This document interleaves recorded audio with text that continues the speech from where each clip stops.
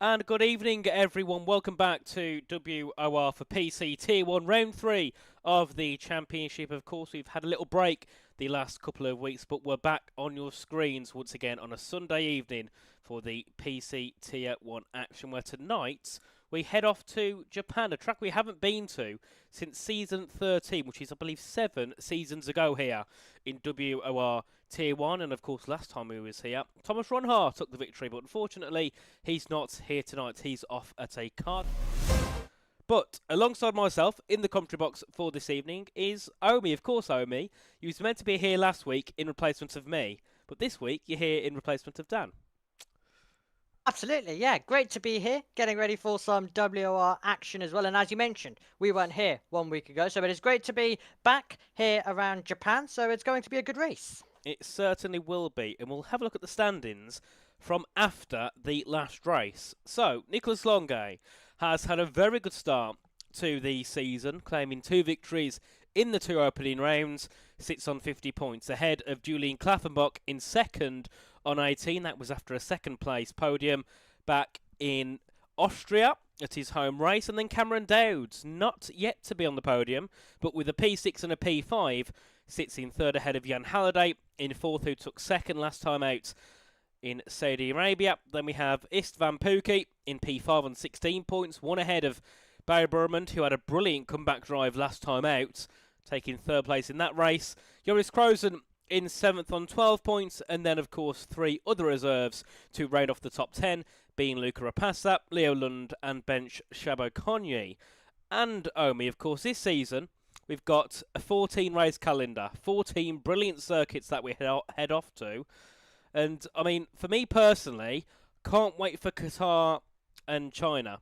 Qatar, just because we haven't seen it for a long time, and China, because we might actually get some racing because of the long back straight in towards turn 16.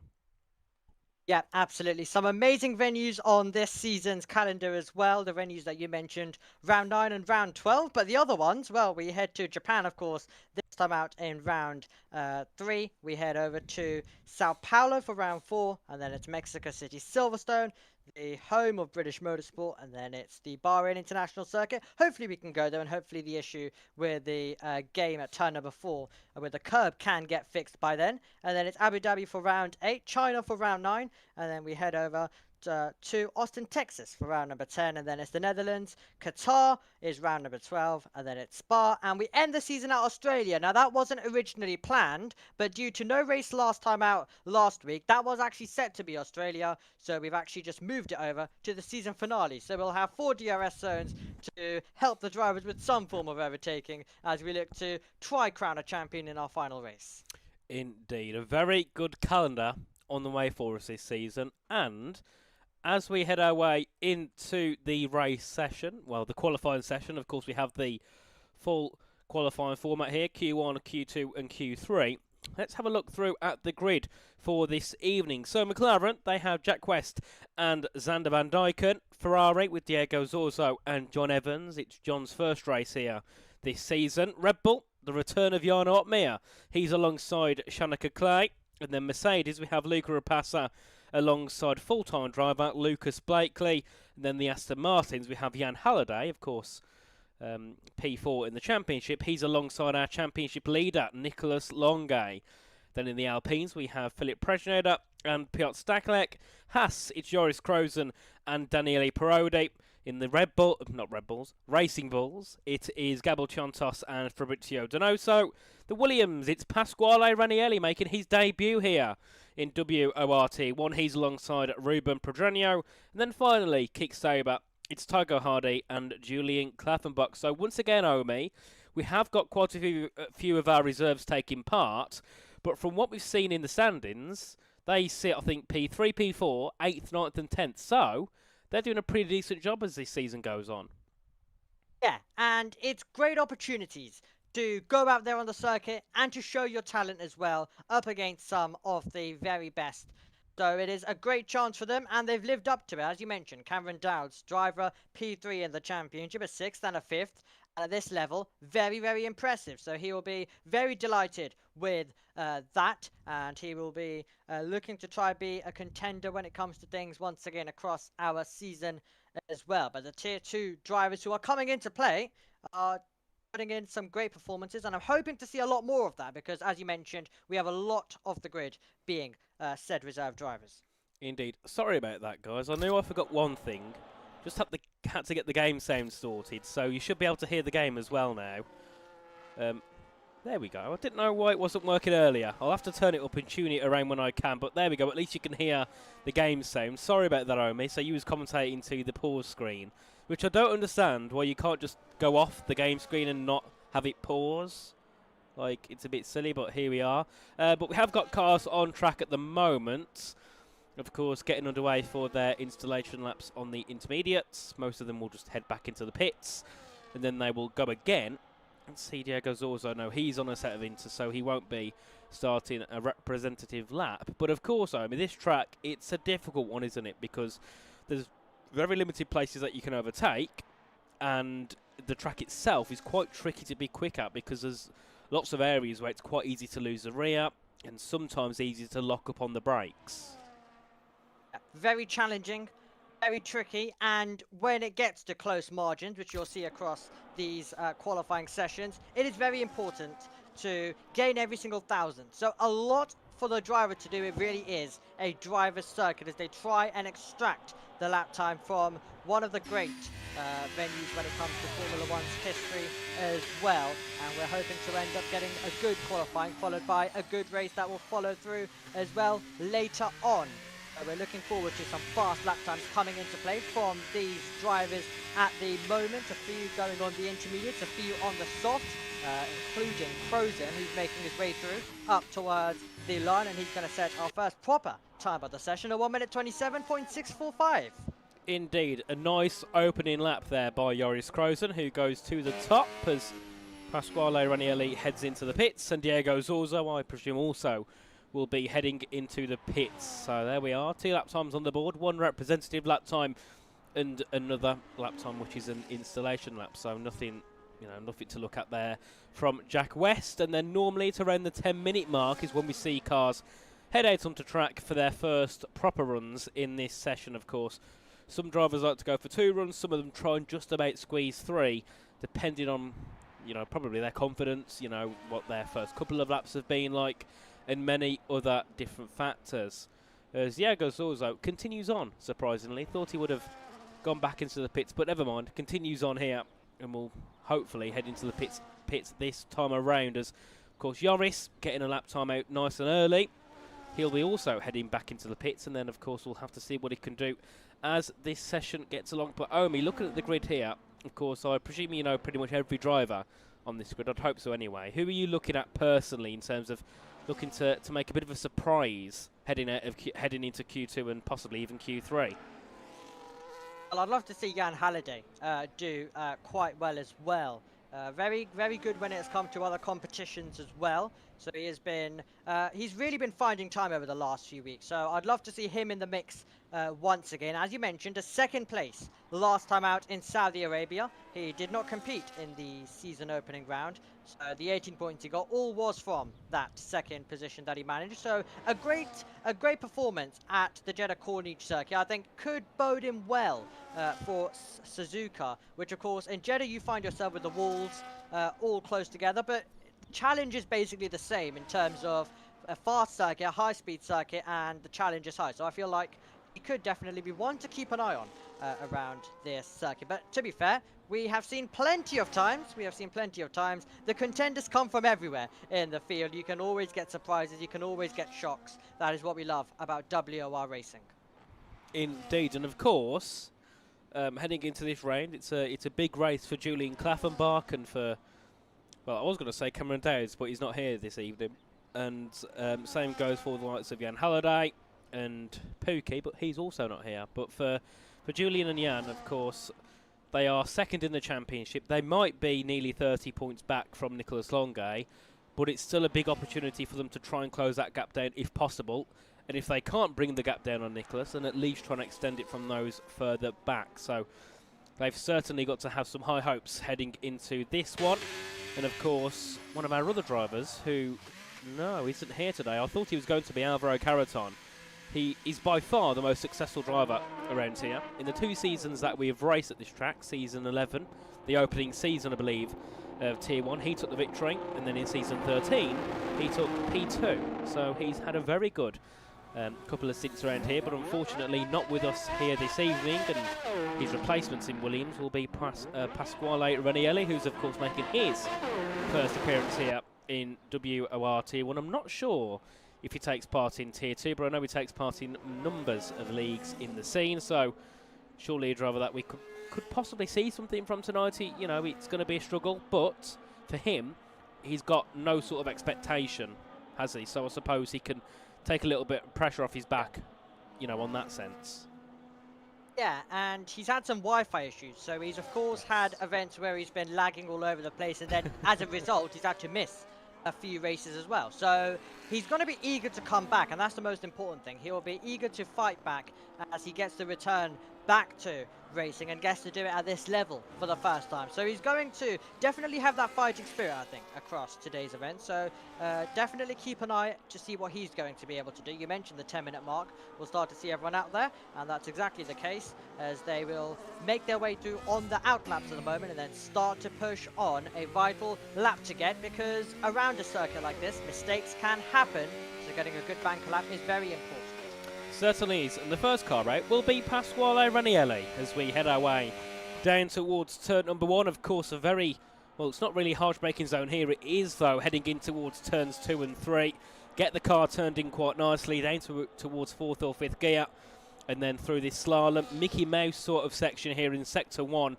Very easy to lose time and very easy to gain time through this part of the track. And then you head up the hill, I believe the Dunlop curve it's called, as you bring your way all the way around to the left to end that first sector. It's a 31.4, as we do see Pasquale heading into the 2 Degners now, and then up towards the hairpin. Of course, a very decent up so far here for the Williams. Of course, all the way over to the right-hand side. Get the car turned in on entry.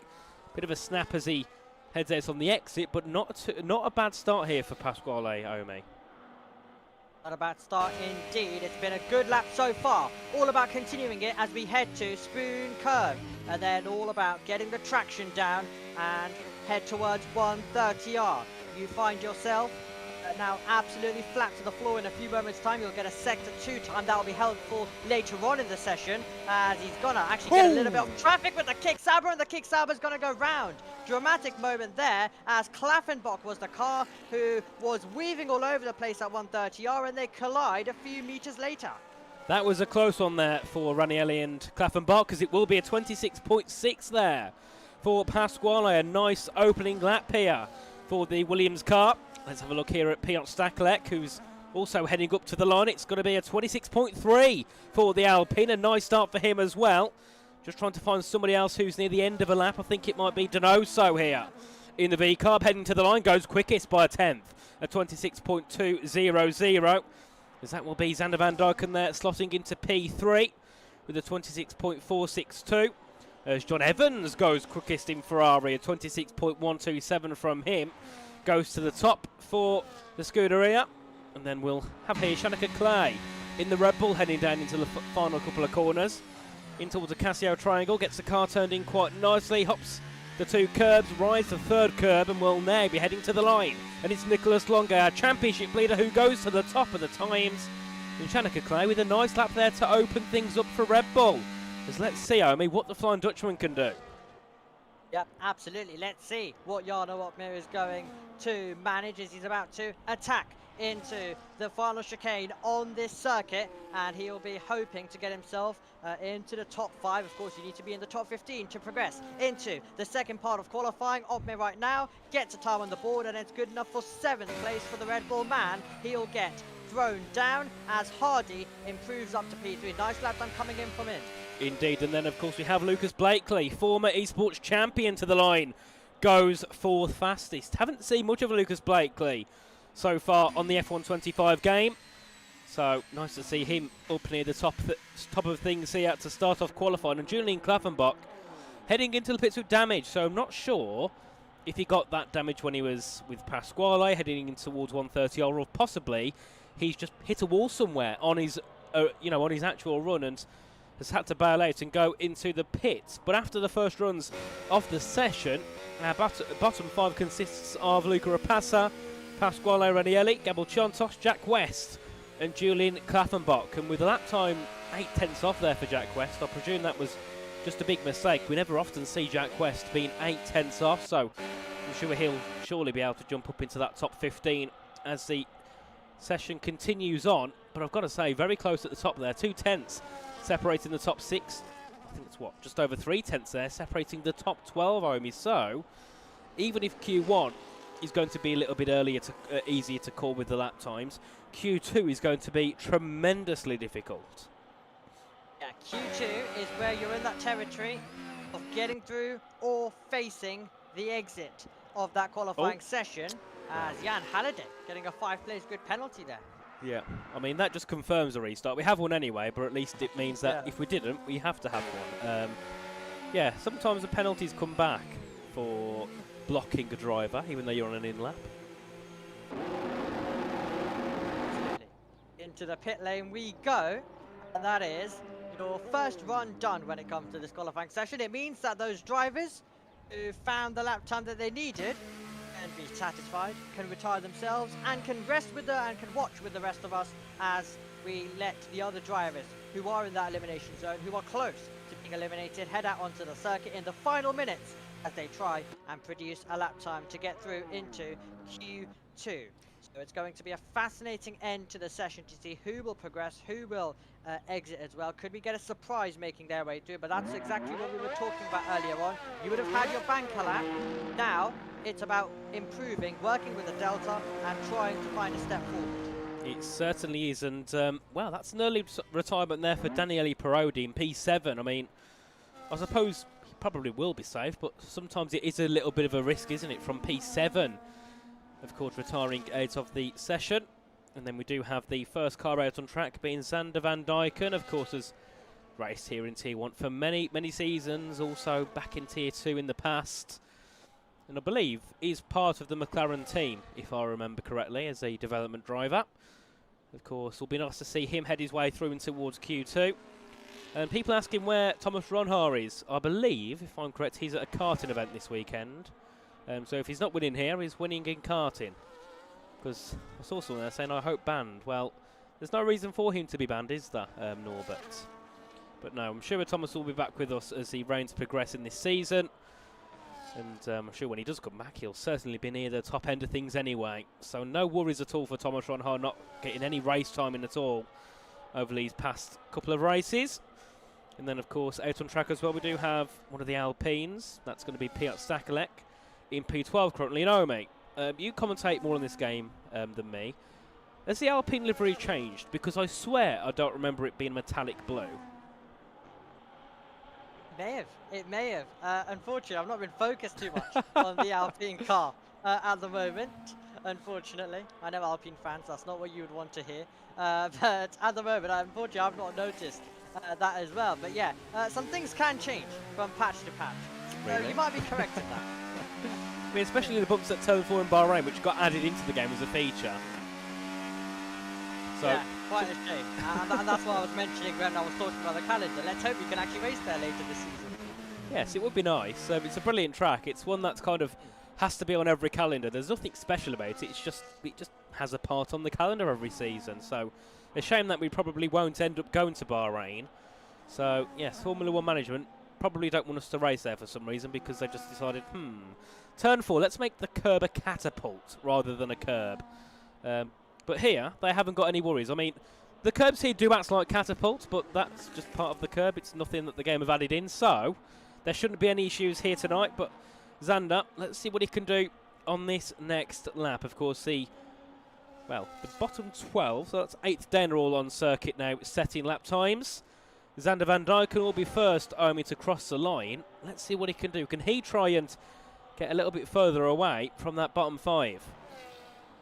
That'll be the aim. He finds himself safe for the moment, but surely drivers behind him will be improving, so he's got to absolutely send it through the final chicane, stand on the power and see where this lap time will take him as he cuts the beam, comes across the line, and it's good enough to improve up to 12.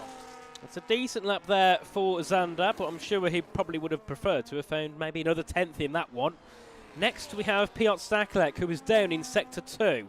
Heading up to the line, can he go P5, a .184 there for Piotr. Next is Jack West, goes 14th. That might not be safe there for Jack West. Next across the line will be the Mercedes. It's Luca Rapassa as we head our way through in towards the Casio Triangle.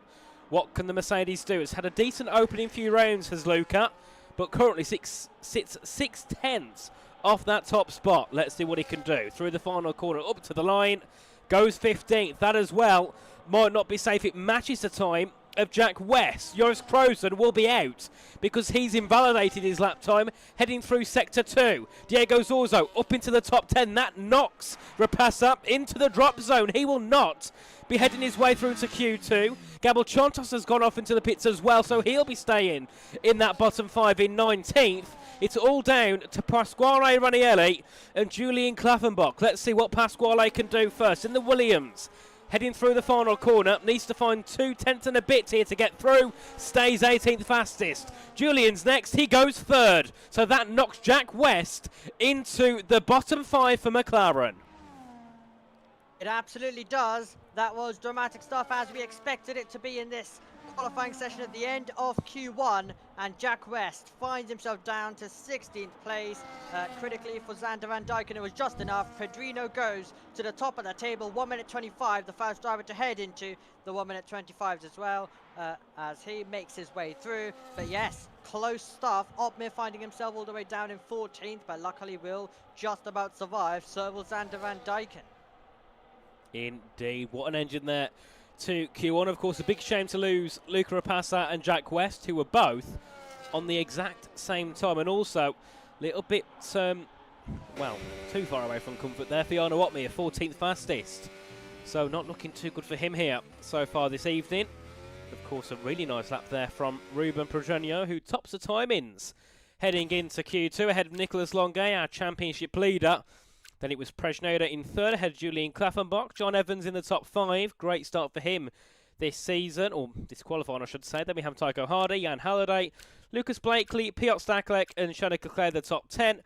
Then we have Fabrizio Donoso, Daniele Parodi, Diego Zorzo, Jarno Opmir, and Xander Van Dyken all making it through to the next part of qualifying. And unfortunately, we did lose Jack West, Luca Rapassa, Joris Krozen, Pasquale Ranieri, and Gabor Chontos. And I've got to say, for all of those that's in the bottom 5, I think the biggest surprise is Joris. I mean, first of all, he's the only of our drivers that are a full-time driver, none of our reserves. But second of all, he's consistently in the top 10. He's taken multiple pole positions here in WOR. It's uncharacteristic to see him so far down.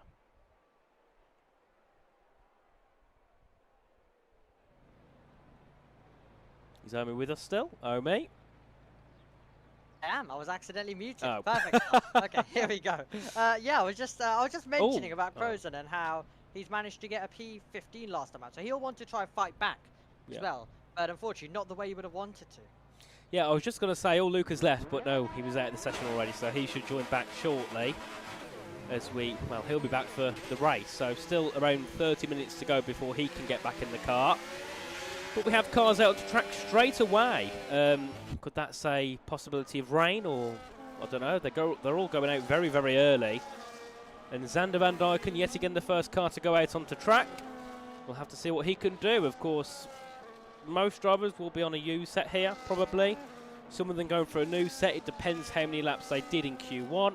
If they did 2 new sets in Q1, they probably don't really want to use a new set at the start of Q2. But if they only did 1 run, like Sir Nicolas Longuet, you might as well use a new tyre at the start of this session. But here we go, 14 minutes to go in this one. And I mean, first part of Q2, you can never really take anything away from it, can you, Omi? Because it's like no one actually tries on the first lap, it seems. They all are so far away from the pace. I mean, I know most of them are unused, but even those on new tyres don't set blistering lap times. Yeah, absolutely. It is that part of the session where the drivers, of course, get a lap time on the board, and they hope that the first one is good enough to safely get themselves through. So you don't actually get to see the drivers full attack around the circuit. But this is the session, Q2, where if you leave anything on the table, there is that chance that you could be eliminated. So you have to push on as much as you're going to be pushing on in Q3, and then, I mean, if you do get through into Q3, you'll hope to unlock that extra layer as well as we get pushing around this circuit. Xander Van Dyken leading us down towards turn number 1. Indeed, I'm going to go on board here with Shanika Clay. We'll have to see what he could do on this first run. Of course, recently joining the TF10 team, departed from R8G, and now is part of TF10, of course, a community team which has been around for years, absolute years. I think since 2019, 2020, maybe even before that. I mean, I've not been here long enough to know, but I know they've been around for many years. So great to see Shanika helping boost their morale, because they have had a bit of a downfall on the past couple of years. And of course, another thing to mention, on the right topic, one of the other podium sitters around Japan is Max Vettel, who's also part of TF10. I just thought that would be the perfect way to mention his name. Of course, Max has not been here for a very long time, but I'm sure if he was racing, he'd probably be racing here tonight. But let's see what Shanika can do on his opening run here in the Red Bull car. Of course, Jarno Opmeer, his teammate, he's just on an outlap currently, will be starting a lap very shortly. And, well, there we go. The invalidations have already started. Shanika Clay will not be completing his first run. Absolutely. Xander Van Dyken, though, will hope to complete his one and hopefully keep it clean through this final chicane. And then we'll see what the lap time for the rest of the field will be to beat. And it's a 1 minute 26.659, so we did critically get a lap time as well, as we currently continue to make our way through. Clay unfortunately invalidated. Longe now goes to the top, so some drivers being able to find the time, some will give themselves a lot to do and a lot to try and fight for. Donoso to P2, Blakely to P3. Indeed, and we do see there as Julian Klaffenbach goes fastest. Ruben Progenio heading into the pit lane, and Jarno Opmeer, oh, he's on intermediate tyres. Interesting there for Jarno. Not sure what he's actually trying to do. I'm sure if anybody's in his chat and watching this at the same time, let us know what Jarno Opmeer is actually doing. Because I have no clue. I couldn't make a guess at all. There's John Evans here. Is he on a lap? Is he just heading to the end of sector 1? No. Otherwise, he's on a very slow one. If it is an actual lap. And Shanika Clay as well, I presume, will be heading back into the pits. So, I'm going to steal the question that Dan Field always asks. So, this is normally Dan Field's question, so I'm not going to take credit. But guys, let us know, being as we are World Online Racing, where from the world are you watching? And I say world because I don't want answers of Mars and Neptune and Venus. I want actual places on planet Earth. So let us know, guys, where you all are watching from. Omi and me are watching from the UK. Omi's a little bit more down south in the posher parts. I'm up in Birmingham, not the most glorious place on Earth, that's safe to say. Yeah, absolutely. I'm lucky to be where I am. As we get everyone in the chat coming in with the answers, keep them coming in for us as we prepare for the ending of this Q2 session. Indeed, we have. It's nice to see a few places from from the UK. Book from Stoke. We've got Pagan Gamer from Shropshire. We have South Africa, Nepal, Netherlands, the Kremlin. Well, if you're watching from there, I'm going to be careful what I say. I don't want to get myself shot. We have Singapore, Toronto, Canada, I presume. Russia from Andrei Tarabukin. Arkham, says Jordan. It's an interesting place. Arkham. I don't even know where Arkham's based. Is it based in the UK? Arkham City? So I don't have a clue. I don't watch Batman. Cheshire. Ooh, Cheshire is by Liverpool, isn't it? So you're a Scouser. Ali from Pakistan. Main Award from Nairobi in Kenya. We've got Jono's wardrobe from Nova. Well, there we go. I mean, if I was Jarno Opmeer, I'd be checking the wardrobe immediately, because I don't think he planned to have you in his wardrobe. Yeah, interesting. Interesting stuff. As we get drivers heading back out onto the circuit, and we continue getting answers as well in the chat. Yeah, some interesting locations, I think it's fair to say. It did. I mean, I've had Matthias say, how's Berginen? I mean, I don't live in Berginen, I live in Birmingham. Oh dear me, but there we go. I mean, that's past time. We've now got cars back out on track already, so that is the best way to forget what's going on out on track. let everybody go into the pits and come back out, and then by the time we're done with our little waffling, there we are, we've got cars on track. Yeah, we actually have cars to talk about navigating this Suzuka circuit. Currently on outlap pace, but about to be pushing on, about to be all on the line as they try and get themselves through. Still 8 minutes to go, so they'll give themselves another opportunity later on, but still a vital lap, especially if you are in that bottom half of our timing board, who still don't have a lap time registered. Indeed, as we do have Jan Halliday out on track here for the Aston Martin team, of course, part of the Aston Martin development team. He's been there for, I think, around 2 years now. He's been there quite a while. They're doing a brilliant job in helping the Aston Martin team prepare for the F1 Sim Racing Championship. And of course, he's been very quick when he's here in WOR Tier 1. He's driven in many other leagues as well, always near the top. So hopefully he can do a great job here this evening. A 31.3 in the first sector there for Jan Halliday. A nice opening first sector for him as he heads up in towards the hairpin. Also out on the brakes, down to third gear. Got to just throw the car in down to second there for Jan as he makes his way through. Then of course immediately straight back on the power as you head down towards Spoon Curve, the long left-hander, I think classified as 2 corners around this track as he heads his way in. Nice here for Jan, but of course, Omi, the mid part of Spoon Curve and the exit, very easy to get a lap time invalidation. Yeah, you're really trying to maximise your exit, and what it can give you is better top speed down this straight, which isn't really straight because you have 130R separating it. He then finally gets to get on the brakes, and then all about nailing the final few corners because you've done all of the hard work. All you want to do is get the lap time that you were aiming for across the line. 1 minute 25.975 is your new lap time to beat. He's P1. Indeed, and then we have the Haas of Daniele Parodi. What can he do as he heads up to the line, goes third at 26.080. Then we have one of the Red Bulls. It will not be Shanika Clay. It will be Arno Opmeer heading up to the line. What can he do in that Red Bull car? To the line, goes third fastest at 26.057. Next we have Tycho Hardy. Jumps up into P4. Then I think it was Xander Van Dijken there into P6. 0.149. Shanika Clay goes second fastest there behind Jan Halliday. A nice lap from him. Nicholas Longe, what can he do? Currently sits P9. He's up by 2.5 tenths of a second here on this lap. So he heads down towards the Casio Triangle. What can he do? As Ruben Petrenio once again up to the top of the timings. Topped Q1, he's now topping Q2. Never mind, it's Donoso. By 1,000th of a second, goes to the top. And then Nicholas Longate jumps up into fourth as John Evans goes fastest. P1 for him. Well, improvement on improvement on improvement, and after all of that one, we finally end up with a confirmed name at the front of the field. John Evans, then Donoso, then Pedrina, then our championship leader Longe, and then Halliday finding himself in P5 after all of that one as he is dropped down. And now it's Karpenbach to the top. It's all happening. There is so many drivers who are pushing on, and they are finding the fastest time, and now it belongs to Kicksava at the front of the field. There we go. I mean, I thought Jan Halliday's lap was good. I mean, it is a good lap. But he knows it's P6. He was up in P1. So, yes, very close things here so far in qualifying. I think maybe the top two are safe, but I think third below on because Fabrizio Donoso is only 10th ahead of P10. So, I think, yes, everybody third down has to worry. I think first and second are probably safe for heading in towards Q3.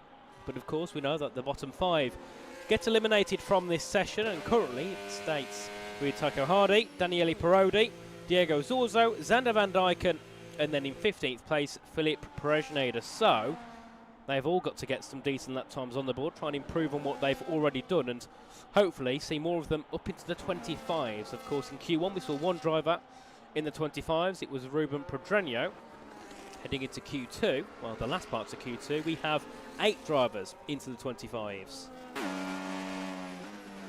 Indeed, so it's been improvement on improvement and some great fast lap times coming into play. It's now time to get everyone back in the pit lane and prepare for a last push that will come in, where it is all going to be very important. If you are in that bottom 5, try and improve. If not, you could find yourself in trouble and have to watch with the rest of us when it comes to the battle for pole position in Q3 as well. Indeed, but of course, Jarno Opmeer on the cusp here of elimination, of course, was P15, I believe, in Q1. So it's P10 here in Q2. Certainly not safe is the Flying Dutchman. As Jordan in the chat says, how do you pronounce that? Piotr Staklek. Well, I asked him actually in DMs because I didn't want to get it wrong, and he told me like the Polish pronunciation, which I'm not going to even attempt to do because he told me wrong, but he just said to me, say Piotr Staklek. He said that's close enough for an English person. So there we go. Us uncultured Brits don't know how to say any name which isn't English, especially the Polish names. They always are a struggle for me. But as time goes on, Omi, we're getting there, aren't we? I mean, 2 years ago we'd have no clue, but now we can make out some of the names, which is it's something, isn't it? We're getting there. Yeah, we've eventually got to the point where at least we're getting the names. We're starting to get them right. Yes. We only needed to see them for a few years, and now we finally learnt a lot of the pronunciation. So we're getting the driver names right. I guess it took long enough. We finally nailed it down at least.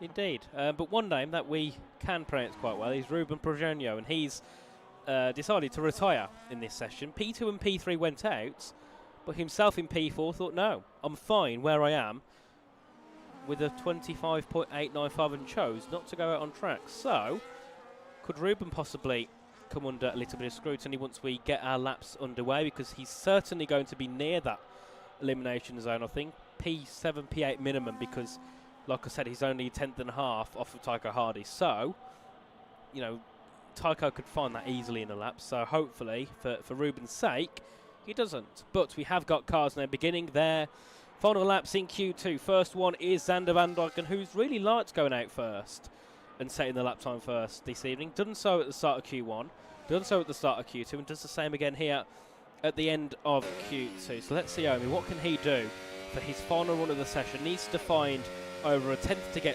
through, but then, of course, probably like another tenth as a cushion.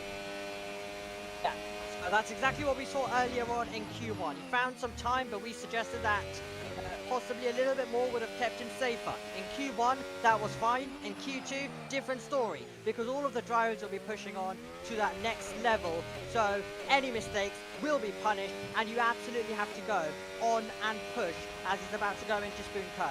Indeed, let's see what Xander can do on his final run into towards Spoon. Hopping the curb on the entry. Very nice there from Xander. Of course, you want to ride the curb on the exit too.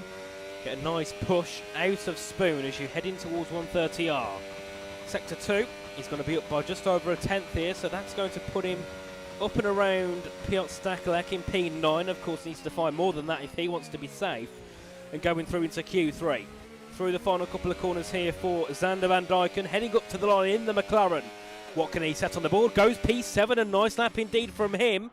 Whether that's safe or not, we'll see very, very shortly. As let's go on board here with Lucas Blakely. As he's heading his way through to the end of Sector 2 as well. Wonder where he can pop himself in the timings. It'll be interesting to see how it is going to play out for him. Blakely in 9th at the moment as it stands. Checkered flag is flying. This is the moment where you've got to push on. This is the moment where it is all on the line. We find ourselves with Stakulek getting himself up to 6th. Let's see what Blakely's going to do. Ooh, Jean Halliday stays in P7. Blakely goes second fastest. For Lucas Blakely, a nice time from him indeed. As I think that there was Daniele Parodi. He's out of Q2, will not find an improvement and will not go through into the next part of qualifying. Longue goes P2. Prejnader goes up into P9. Next we have John Evans, a 25.561. What a lap from him to go quickest by 0.2 of a second.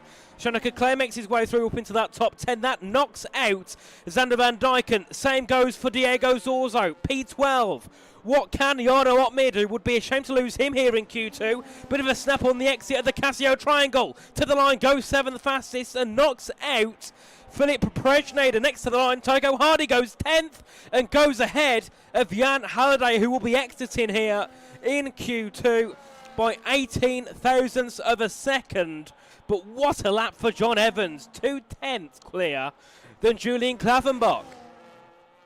Mention about the close margins, and then we get that. Absolutely remarkable stuff. John Evans with a statement lap time heading into Q3, but it'll be disappointment for the drivers who are getting eliminated, including Halliday, Prejnader, Van Dyken, Zorzo and Parodi unfortunately, as you mentioned, they will not play any further part in this session. But yeah, John Evans definitely giving all of the drivers something to think about before we head into Q3.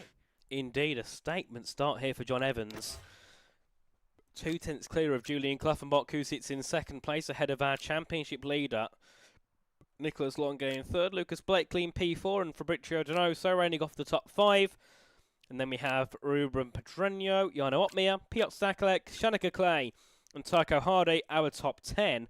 And then, of course, we did lose Jan Halliday, Philip Prejneda, Xander Van Dijk, and Diego Zorzo, and Daniele Parodi. None of those guys are making it through into Q3, so very shortly we'll see our top 10 shootout here. And I think only 2 teams got both of their drivers into the top 10, that being Kick Saber and Red Bull.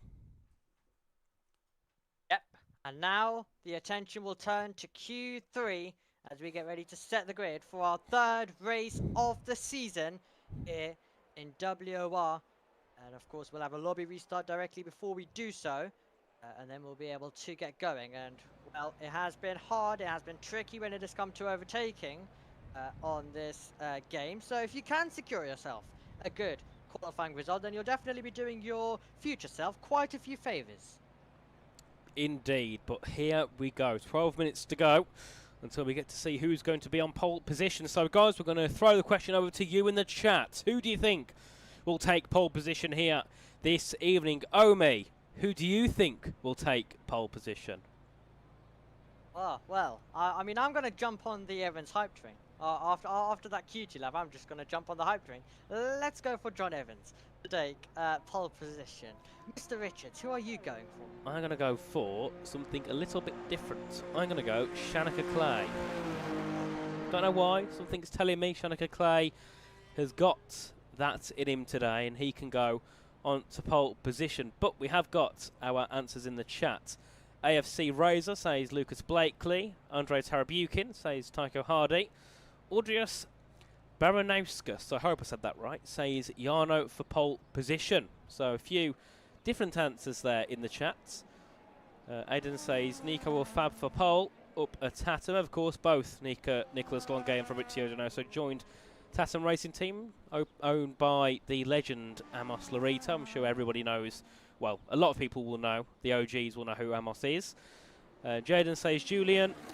Jordan says we locked it on Clay. Of course, Jordan. He's got it today. Shanika Clay is the man. Pole position. But then, of course, I think anybody on this grid here has got the pace to go for pole. It's just about who can get that lap right at the right time, because a lot of it's about timing. None of these guys here haven't got the skill. They've just got to be so consistent with it. That's the hard bit, isn't it, when you're at this top level in esports?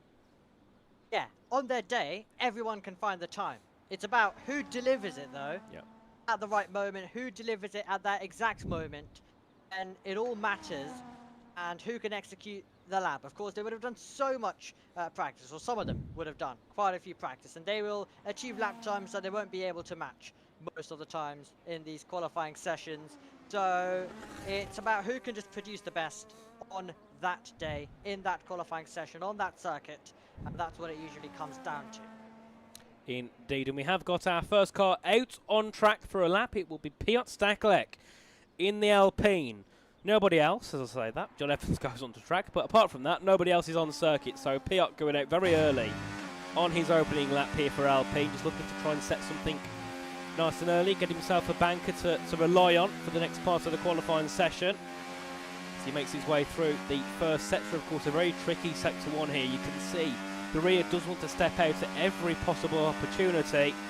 But nice control there. It's a 31.388 in that first sector. A little bit twitchy though through the Degner curve, through Degner 2. As he heads up into the hairpin, of course, later on the brakes, down to 3rd gear, sometimes down to 2nd if you can't quite carry the speed through.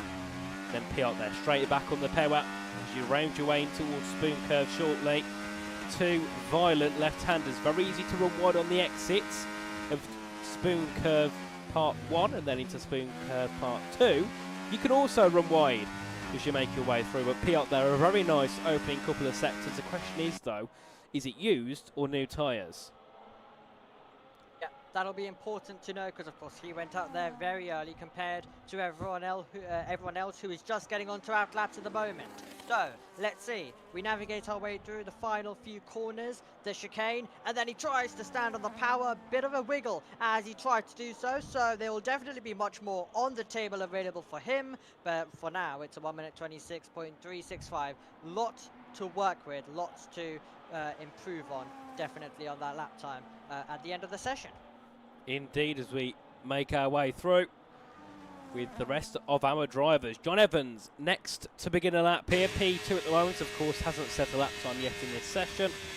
Has been lightning quick in the first qualifying, and also Q2 2/10 quicker than everyone. So he certainly has a lot of pressure on him here to deliver in this Q3 session as he makes his way through Sector 1. Nice so far here for John. And heading to the end of Sector 1, we'll see what he can do in the first sector. This will be a 31.108. A very nice Sector 1 here for John Evans. But of course, still has to hook it up through Sector 2 and Sector 3. Onto the brakes into the hairpin. Nicely done so there by John.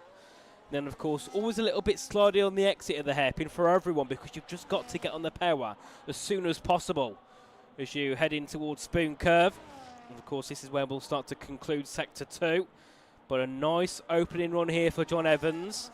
Of course, this isn't the only run he can do in this session. If he makes a mistake now, he can go again if he's got enough fuel. If not, go back into the pits, strap on a new set of boots and go for one last run. And it's a 108.687, Omi. This could be a very good opening lap. It really could for John Evans, looking good. Now, can he deliver the lap time? Can he deliver the promise that we've seen around the 3 sectors of Suzuka Circuit across the line? Fastest of all as expected. It's a 1 minute 25.532 for him. P1 at the moment, but it's about what the rest of the other drivers are producing at the moment throughout the circuit as well. Indeed, and then we have Jarno Opmeer. Currently sits P7, Donoso goes P2. What can Jarno Opmeer do? To the line now, goes P3, a 26.192. Something tells me he's on a used set of the tyres. Next we have Shanika Clay in the Red Bull team as well. Where can he go? Up to the line, goes P3. He's been very quick so far this evening. And of course, a quick mention to Paul Taylor in the chat. WOR Paul, the founder of the World Online Racing League. Great to have you in here with us, Paul. I hope you're doing well. That is safe to say. Great to see you here in the chat and interacting. I don't think I've ever seen you in the WOR chat, so it's a new one for me, and I've been here nearly 2 years. As we do see Tycho Hardy go to P2, Julian Klavenbach third, and let's see what Ruben Progenio can do. Goes P4. Yep, absolutely. Goes P4 at the moment as well. So all of the 10 drivers out there on the circuit have managed to set a lap time. Whether it's the lap time they would have wanted, that's a different story, which will be uncovered. I'm sure they'll try correct when it comes to the end of this Q3 session as they battle for pole position. But it's Evans with the advantage when it comes to run 1. Bertie says, any of you suffer John cheating? Yeah, John's definitely cheating. Easily. And then Jack West says, yeah, I am, to be honest. I mean, it's not, well, I mean, if you're cheating, Jack, then something's up, because you was P18 in quali, so you might need to turn up the cheats a little bit more. John was P20 2 weeks ago. Oh, brilliant. Brilliant. The chat keeping us entertained as we wait for them to get going for the battle for pole position that will be coming our way in a few moments' time. Yeah, and DJL saying, is Shanika the third driver for Red Bull, or did Freddie didn't race this weekend? No. Shanika Clay's now the second driver for Red Bull. Overtaken Freddie there. He's now the second driver. And Leroy Brown says Jonathan, William, Winston, Wolford, Warren, Walton, Wallace, Evans, 11 is not cheating. Thanks for the clarity, Leroy Brown. There we go. And then Bertie just says he's just doing well. Yes, he is. Doing a very good job, is John Evans. Great to see him up at the top, but I don't think he's ever taken pole here. I don't think he's ever taken a win, or he hasn't done so in a long time, from what I can remember. So, let's see what John can do. Yeah, let's see whether he can keep it going through qualifying, through the race as well. 3 minutes, just over that at the moment to go of this qualifying session, and into what should be, hopefully, quite an interesting race as well. Or we'll probably end up having multiple conversations with the chats, which usually can go many ways, I think it's fair to say. Yes, indeed. I mean, this ending here is going to be interesting because gap-wise, very close. I mean, ignoring John Evans, 2nd to 7th, he's separated by just over a 10th. So, you know, the battle for 2nd could be on, but for pole position, it's going to be difficult because that is a really good lap time there. 1.5 tenths ahead of anybody after the first runs in Q3. Of course, I think it was a 0.5 as well in the end of Q2. I think it was a 5 point, I think it was a 0.57 possibly, something like that anyway. And of course Q3, a 0.532 for his banker lap, and still has another lap to go. And the first car out on track will be Piotr Stakelek here for the Alpine team. P10 currently has not set a lap time yet on new tyres. If it was a new tyre lap, then it was a mistake because he's certainly not 8 tenths off the pace. So, big lap here as well for Piotr Stakelek on the cards.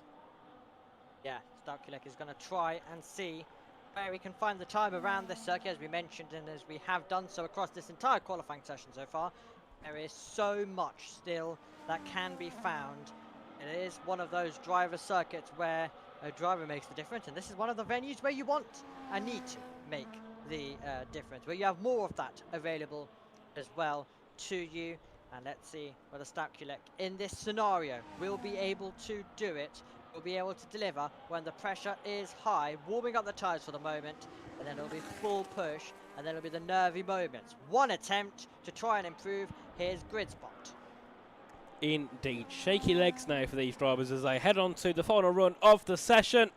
And it's Piotr who gets us started off, heading down towards the first couple of corners he goes. Currently on a 126.365, was in the 0.8s I think at the end of Q2. So has done a decent job so far, but of course just needs to get a lap hooked up here in Q3 as he makes his way through the first sector. As that's going to be, a yellow flag, but just because somebody's slowing down and getting ready to begin a lap. Let's see, what can Piotr do in sector 1? Needs to be in the low 31s, high 30s. It's a 31.1. Decent opening sector, I think, similar to what John Evans did in his original sector 1. So this could be a nice lap as well for Piotr Stakelek. As we head in towards the hairpin now. Nice exit there from Piotr as he continues his way on, heading towards Spoon Curve, of course, Omi. A section on the track which you can actually gain quite a lot of time if you take the perfect line and carry so much speed through. Yep, perfect line required right now for Stakelek as he tries to take the widest line possible, trying to get the exit. And then in a few moments' time, you're about to get the sector 2 split to see whether he's up, to see whether he's building upon that 2.5 tenths it was. It is now over 5 tenths of a second. He has done so indeed. Let's see whether he can keep it going through the final few corners. This could be a very competitive lap here for Piotr as he heads through the final corner, heads to the line, goes 2nd place. A 0.676 there for Piotr Stakelek. What a lap for him.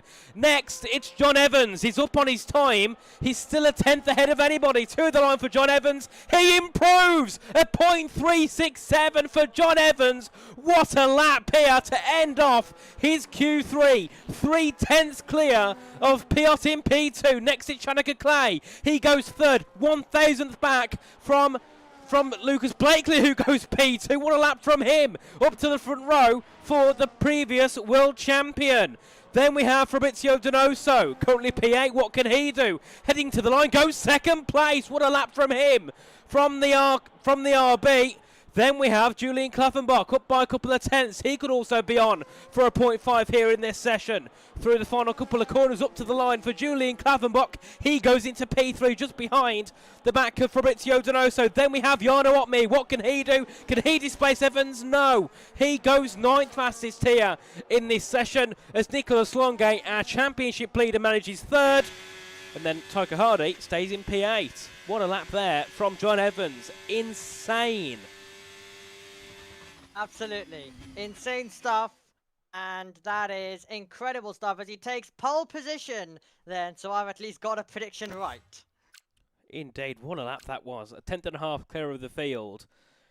Tenth and a half ahead of Fabrizio Donoso. Klappenbach third, ahead of Nicholas Longay.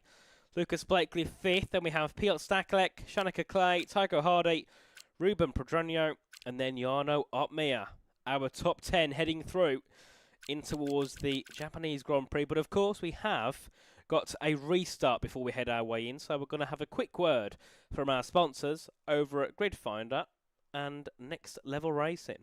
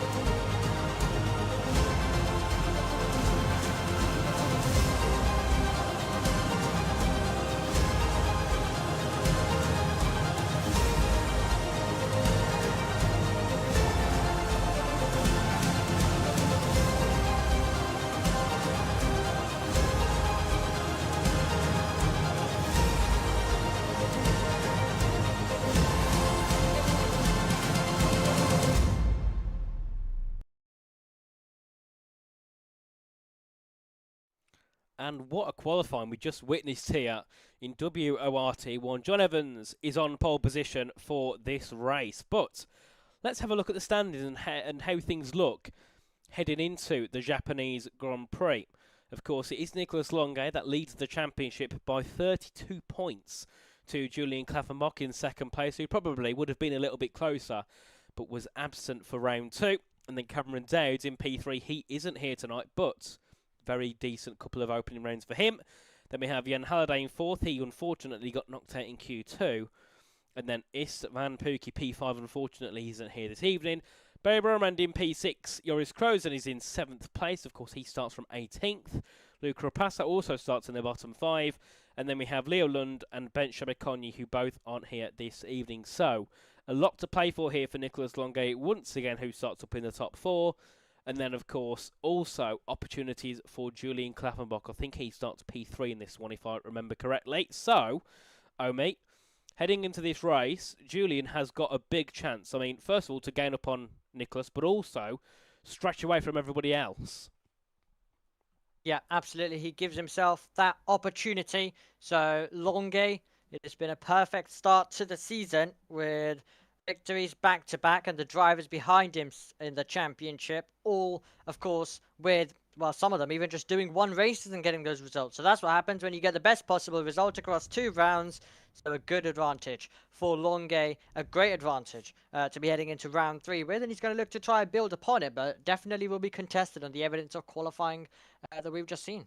Certainly will be. We're nearly getting everybody in. Got over half of the lobby into the race. Sorry, into the lobby. Just got to invite a couple of people in, get them all in on time, and then we can hopefully get underway quite shortly for the Japanese Grand Prix.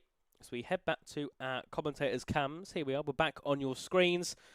So as we have everybody getting in, looking in the T1 chat, nothing being mentioned just yet about anything. I'm just trying to think of something to say here. Nothing's really going on. It's a very boring point here, isn't it, Omi, where we have to just stall and hope we can think of things to say.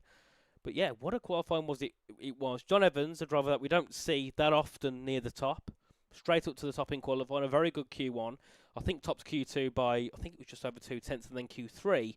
Also another really good lap. But of course, heading into a race, being a 10th clear isn't going to get you out of DRS. So, he's still got to drive a really good race here, has John Evans. But surely, if the strategy goes well, everything's looking good in his hands to hopefully take, I believe, his first win in Tier 1. I'm just going to double check if he has taken a win here before, because he might have done, but I don't remember it, so.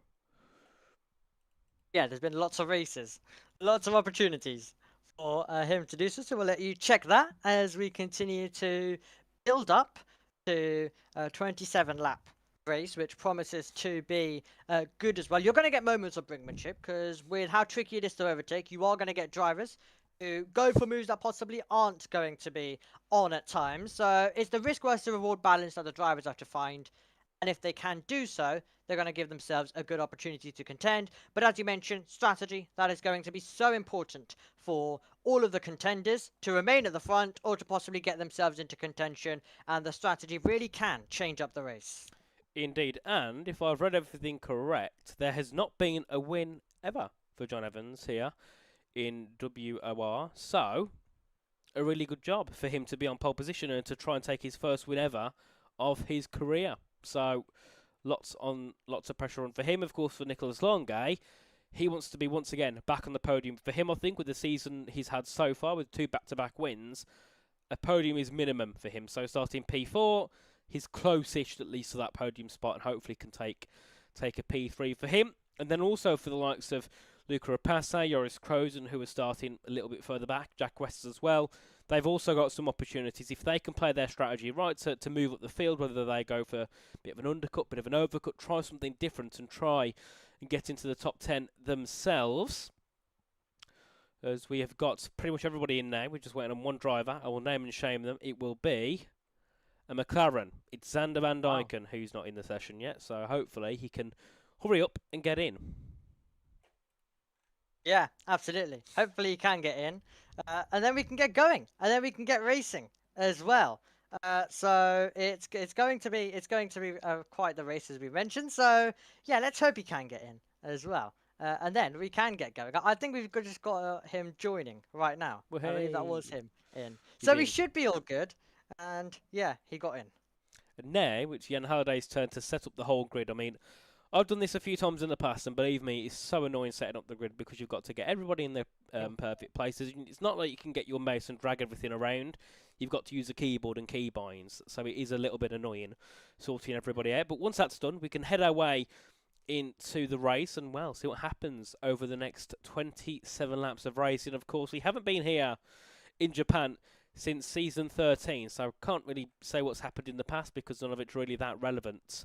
Back in the past, though, we've had Jake Benham, Shanika Clay, Alvaro Caraton, Max Wiesel and Thomas Ronhart all take podiums/wins around this circuit. So, we've got Shanika Clay here tonight. He did a good job in qualifying. He finished P2 in season 11. And then we've also got nobody else. So, yeah.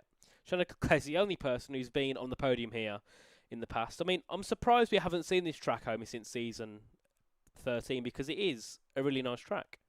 I really like it. So, very odd indeed. Yeah, challenging as well, as we've probably told you a few times in qualifying. So yeah, so it is a little bit of a surprise, but I guess it just means it makes this event a little bit more special with Yes. everyone out here as well, and it should mean that it's going to be quite a lot of fun, and it's a bit more of an unknown as well, which is always nice. Certainly, we have got everybody in. We've been given the green flag. Everything is ready to go. So, we can get our way in very shortly, head into the race, see what happens here for the Japanese Grand Prix. Indeed. Looking down as well. I just see any other confirmations coming through in the tier chat, but I can assume we're going to be told any second now to ready up, and then we can get ourselves into the race lobby where all of the drivers will get themselves their strategy, along with their setups and everything adjusted according to what they need, according to what their engineers would have also discussed with them, and then after that it'll be the look to the 5 red lights. It certainly will be. And Paul Taylor there saying, seems esports copied team hopping of league racing. Yes, I mean, there's been so many moves so far this season. We've got drivers that haven't even got seats yet for next season, and even rumours of teams not taking part, which have been interesting.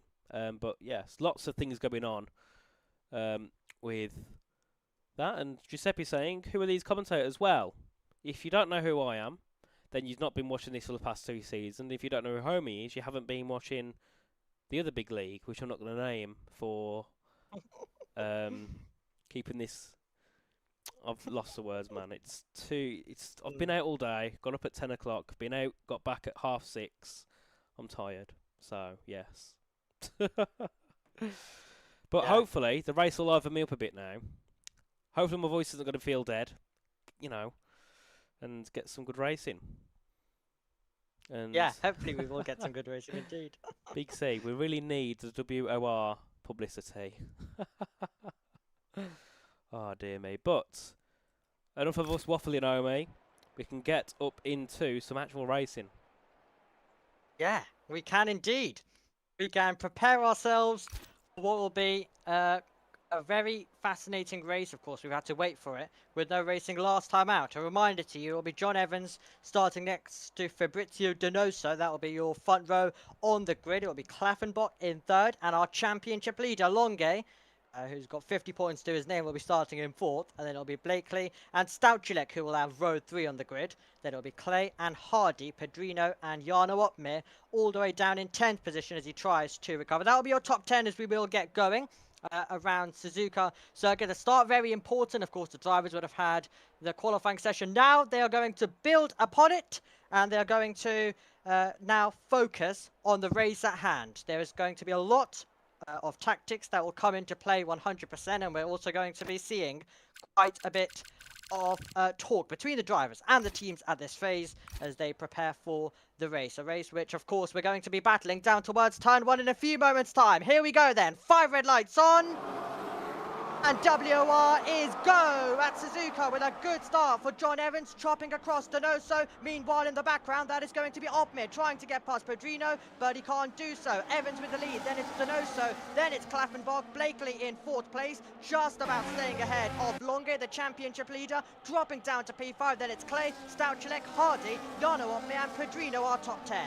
Indeed, as we make it through on the first lap, guys, please soak in all of the action, because after that quad you're going to see nothing for the rest of the race. So get ready, because it's going to get very, very, very boring later on. I'm going to not open to say that, but yes, as we head our way through the 2 Degner curves, it's still Evans that leads. A nice healthy gap already ahead of Fabrizio Donoso, 5/10 gap ahead of him, and then Julian Klaffenbach 7/10 back in P3. Jarno Opmeer there having a battle with Ruben Pedrino, that's for P10. Jan Halliday there getting past Diego Zorzo, and Daniele Prodi there looking for an opening possibly to go through, but can't get through at all there. Stays in P13, and then Shanika Clay here looking to make a move and go up into P5 here, looking to get ahead of Nicholas Longay. Of course, our championship leader heading into this one is Nicholas, and already suffering here from some sort of issue here. Nearly a second back from Lucas Blakely is up the inside. Go Shanika Clay looking to get through up into P5. A slight bit of contact. Poor exit from Shanika does allow Piotr Stakelek here to gain in and possibly make a move himself. And I'm not sure there if Piotr has a bit of damage. Yeah, absolutely. Could definitely be the case at the moment. Car sprayed all over the road as we continue to make our way through. Stouchilek with a look up the inside of Shanika Clay, who was trying to go and attack Longe, and that's what you can get sometimes in the early stages. You could be on the attack 1 second and then looking in the mirrors the next. Ooh. As they Luca Rapassa is out of the race. Contact there with Diego Zorzo, and that will be... Do we have safety cars here? I don't think we do, or do we? I can't remember. I think we've got a virtual out. I think we've got a virtual at least at the moment. So yes, I'd assume we do have safety cars, but just a virtual at the moment. We'll see whether they decide to upgrade it. See, because lots of different leagues have different systems. Some have the safety car on, some have them off, and then for a crash like that, that should be a safety car, but the game thinks no, that's a VSC, even though someone's flew off onto the barriers at Mach 10. But interesting there, Daniele Parodi started on the soft tyre. Oh, damage there for Gabor Chontos. Hit the back of Philip Presnader. Such a shame, of course. Reacting to the virtual safety car will be important in a few moments' time, but they're all speed, and John Evans has got himself a drive-through penalty from the race lead. John Evans has got a drive-through penalty for speeding under the safety car. Things were looking perfect. Things were looking great here for John Evans, but one lap in, it's all over. His race might as well be done already here. John Evans will have to go to the pits within the next 3 laps to serve a drive-through. So it will be Donoso who takes the lead of this race. and heads down towards turn number 1 in the lead. Lucas Blakely, P2. And now it's Julian Klafferbach on the attack. John Evans into the pit and retires. What a shame for John Evans. One moment of just going a little bit faster, and it is of huge consequence. It means that he got the drive through, and of course he knows that's race over, so he has retired himself from the contest. And I mean, it's such a shame as well, but that's just unfortunately the way it works sometimes. And he drops all the way down to the bottom, and Rapasso and Evans will not take any further part in this one. Meanwhile, further back, we've got Pressionator. He's got past Zorzo. That was into the Degnas as well. So tidy stuff there for the Alpine driver, moving up to P13. Indeed, and also some decent pace here for for Fabrizio Donoso, as he's got a 1.3 second gap already over Lucas Blakely.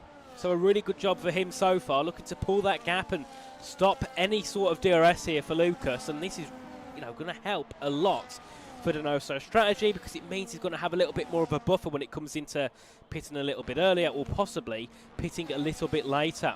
And then, of course, Julian Klafferbach, he's on the hunt after Lucas Blakely, looking to try and get up into P2 here. Is Julian. A decent final couple of corners, but Lucas there gets the better of him out of the Casio triangle as we head back down towards turn 1.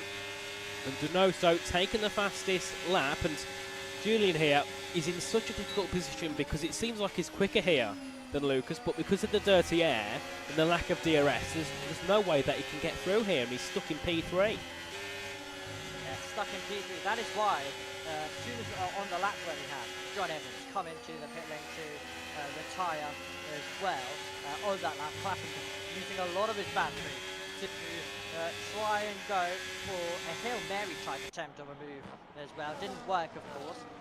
He knew it's vital moments of the race that if he can find a way by, it would be very, very important. But now this is what you can get. You can just get stuck at the moment, so you need to look for some dive bombs. That's what Hardy is looking for up against Staukilek at the moment, trying to stand on the power and trying to see whether he can make this a battle down to Spoon Curve. Has to tuck back in for the moment. And of course, Staukilek will use some of that battery to just pull himself a little bit ahead, heading into the Spoon Curve and then standing on the power towards 130 yard once again. Indeed. And Tycho looking to try and get that move done. Of course, Piotr's full outside that 1 second gap to Shanika Clay, so he's not going to receive any DRS here. Heading down towards turn 1, and this is a good opportunity here for Tycho Hardy to the inside of Piotr. A bit of a lock up there for the Alpine as they make their way through. And Tycho Hardy up into P6, a nice move indeed by him. And Jarno Opmeer on the back of Piotr as well, looking to possibly get a move done into turn 1. To the inside goes a Flying Dutchman. Of course, he started on hard tyres compared to pretty much, I think, 3/4 of the field on the set of the mediums.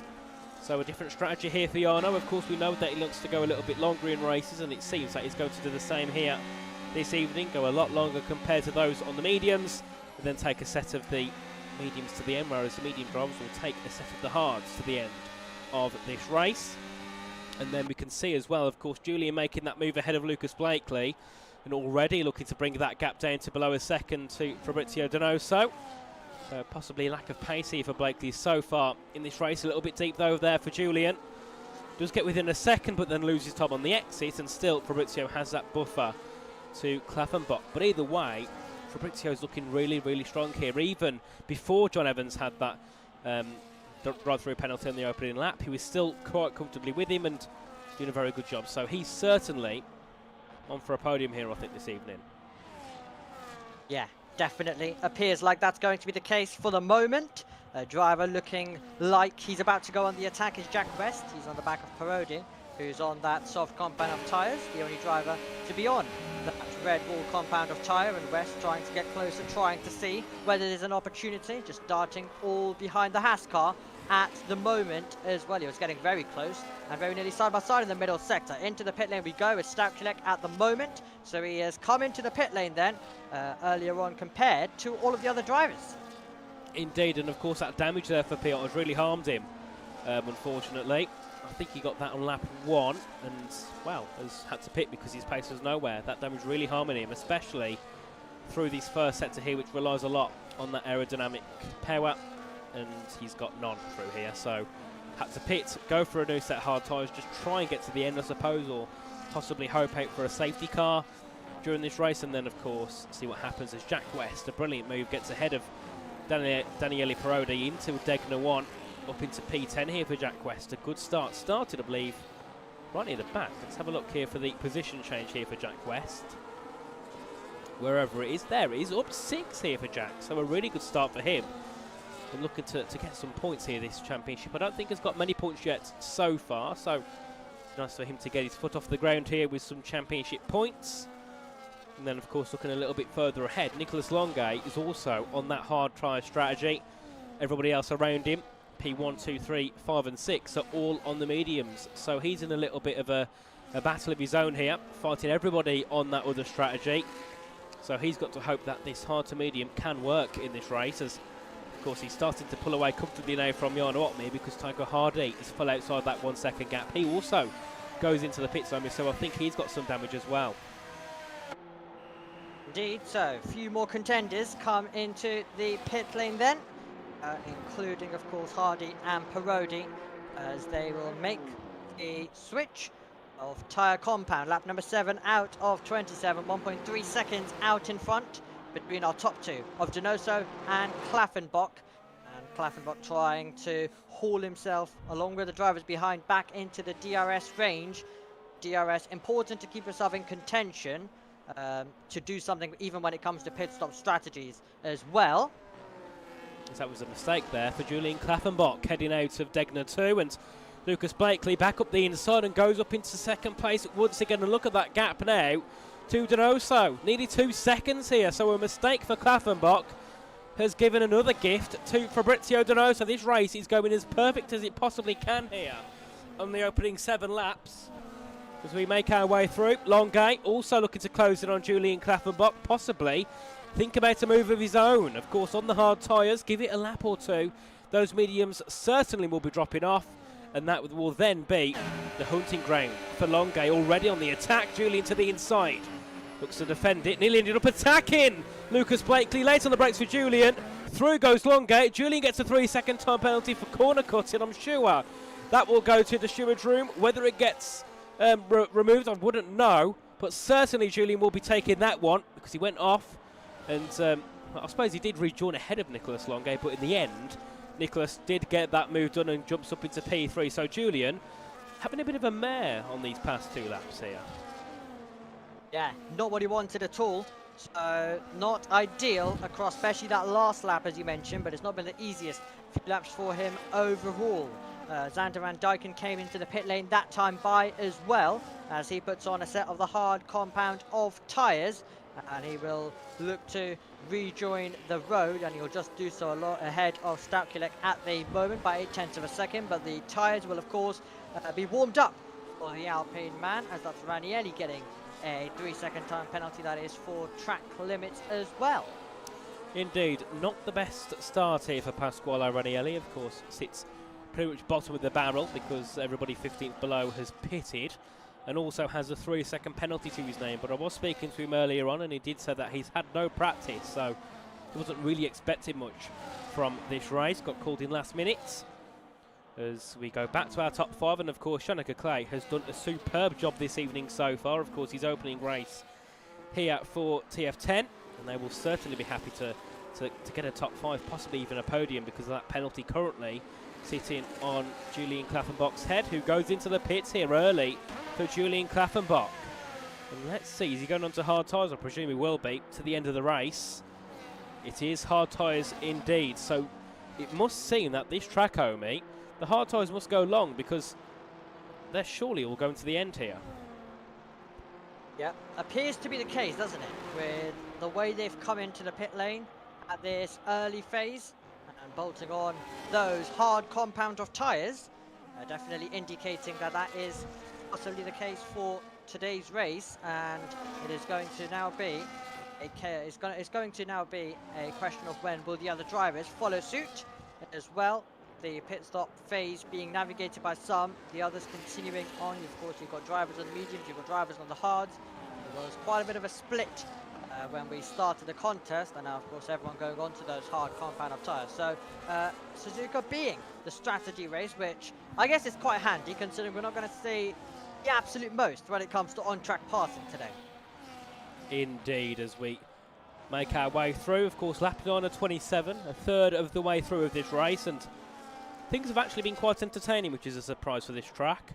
Normally it's not, but it's actually been a good race, as Nicholas Longa is looking to make a move ahead of Lucas Blakely, who's done a really good job considering his pace probably hasn't been up into that top three. He's done a good job to stay second place here as we head out to the final corner and back down towards turn 1 we go. Now it should be a quick move, boom, up into P2 for Nicholas Longa, and Lucas Blakely demoted to third, and then Shanika Clay does get that DRS back and can look to close in and possibly jump up into that top three himself. Of course, Julian pitting last lap around is sitting with his teammates, so the two Kick Sabres can work together here and possibly just try and push away from Parodi and those below, and also bring up a gap ready for when the others in the lead pit. It's exactly what they'll be trying to aim for at the moment in time. Still 1.4 seconds as the drivers in second, third, fourth, all battle, and then you've got Okmir and Pedrino also who have closed in to this fight, as they will now find themselves battling when it comes to definitely when they make their pit stops, if they can get the jump, depending on which way they go when it comes to their pit lap as well, depending of course in comparison to their rivals, I should say. So that'll be very interesting. That could allow possible jumps to be made from some drivers if they are to try and bolt their way up the order, as we're on the 10th tour right now out of 27 in round number 3 of our WOR season. Indeed, as we continue on, of course, looking a little bit further ahead, Jan Halliday's had a decent start in this race. Of course, started on the medium tyres, started P11, sits P8, as we do see Lucas Blakely and Shanika Clay head into the pit lane. They are done on that medium tyre. They're going to be, well, hopefully coming out ahead, or if not, just around where Julian Klaffenbach is. Of course, I don't want to be kept behind Tycho Hardy, because that's going to mean they've got to get past two teammates rather than just that one car. So let's see, where will Lucas Blakely come out here in this one? We'll go on board here with Lucas as he heads out of the pit lane. The two Kick Sabres are going to be close. One might be ahead, the second won't be. It's going to be close as they make their way through. Tycho's going to try and fight it. Lucas pushes him off the track, or both of them go off slightly as they both head through. Lucas up into P12. Shanika Clay going side by side with Tycho Hardy. This might not end well because it didn't for Zorzo and Rapassa. They head their way through. Oh, and a bit of bump drafting, bit of contact, and that's Tycho Hardy round.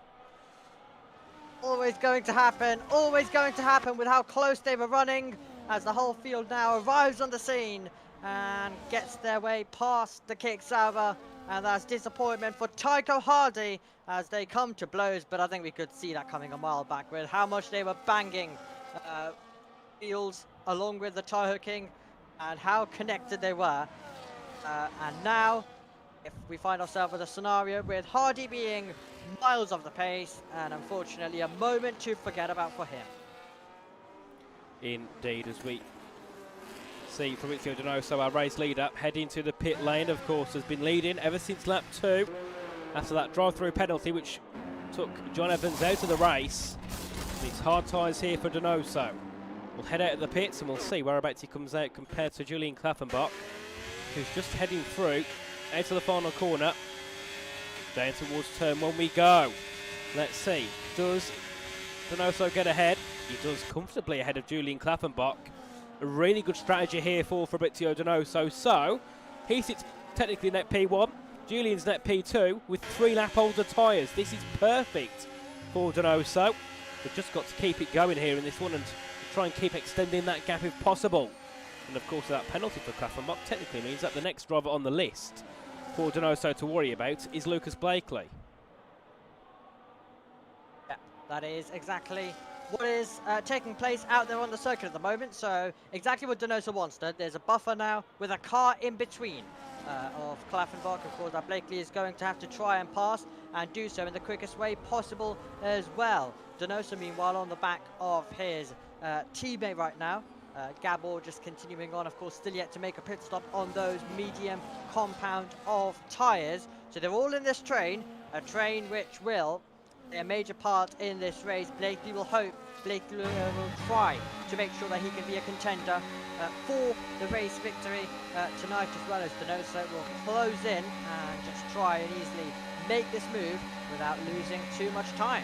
Well, what is Gabor Chontos doing? I'm keeping on board here with Gabor. Just ahead now with Fabrizio Donoso, of course, is our net race leader. Gabor continuing on. Now, is he going to try and hold anybody up? That's the question. I mean, I don't know who he'd be holding up, but yeah, it doesn't seem like he's just letting people through. Never mind, maybe he is. Through goes Donoso, through goes Klappenbach, and next will be Lucas Blakely. He's looking to try and get ahead of Gabor. He runs off the circuit, runs wide, and through goes Blakely up into the top three. And then Chanaka Clay will be next to get past Gabor, of course. Chontos, contact on the first couple of laps, and I think it was under the VSC actually, and has taken a bit of wing damage because of that. And now Chanaka Clay's got to get a move on because Gabor is going to lose that 1 second to Blakely. That will then mean no DRS for Chanaka Clay. Yep, and you're stuck behind through Degnatir, and then finally the road opens up a bit as we send it into the hairpin, trying to get to the inside line. Gabor opens up the steering wheel, the Red Bull slots it in at the apex, and then when it's a traction race, of course, we're going to see Clay heading through and taking that position, but that's extra time lost that he wouldn't have wanted.